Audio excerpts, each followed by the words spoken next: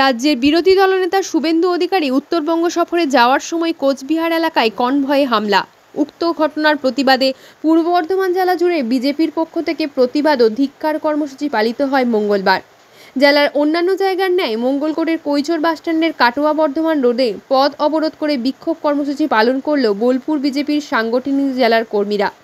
উপস্থিত ছিলেন বোলপুর বিজেপির সাংগঠনিক জেলার সম্পাদক রানা প্রতাপ গোস্বামী সহ অন্যান্য নেতৃবৃন্দ ও কর্মীরা। এর পাশাপাশি কাটোয়ার সরগ্রাম অঞ্চলের বৈচি গ্রামের ভুতুড়ে ভোটের কার্ড উদ্ধার হওয়ার প্রতিবাদ জানালেন বিজেপির কর্মীরা কৈচর বাসস্ট্যান্ডে। পুলিশের উপস্থিতিতে পথ অবরোধ তুলে নিল কর্মীরা। কর্মসূচি কি কারণে পথ অবরোধ? আজকে মঙ্গলকোটে কৈচর বাসস্ট্যান্ডে ভারতীয় জনতা পার্টির ডাকে আজকে পথ অবরোধ করতে বাধ্য হচ্ছে।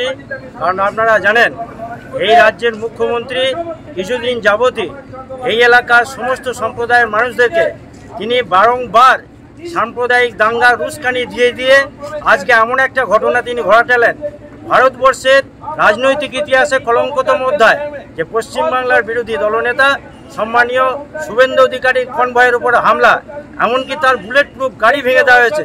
পুলিশের যে কনভয়, সেই কনভয়কে ভেঙে দেওয়া হয়েছে।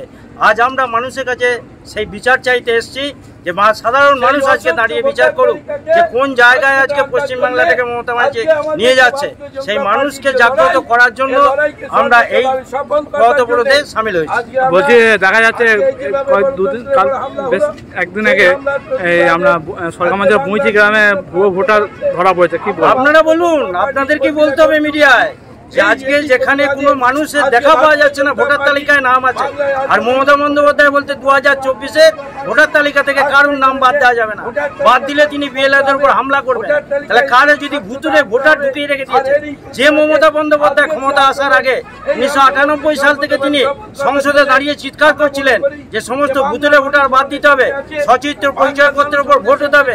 আজকে যখন নির্বাচন কমিশনার সেই সঠিক ভোটার পরিচয়পত্র নিয়ে ত্রুটিমুক্ত ভোটার লিস্ট গঠনের দিকে এগিয়ে যাচ্ছেন, তখন তিনি এলাকার দুষ্কৃতীদের উস্কানি দিচ্ছেন।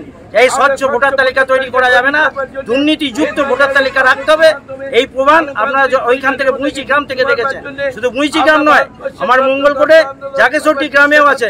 তারা এখানে বাস করে না, সংখ্যালঘু সম্প্রদায়ের নাম দেওয়া মানুষ, তাদেরকে কেউ চেনেই না, তাদের ভোটার তালিকায় নাম ঢুকে রয়েছে।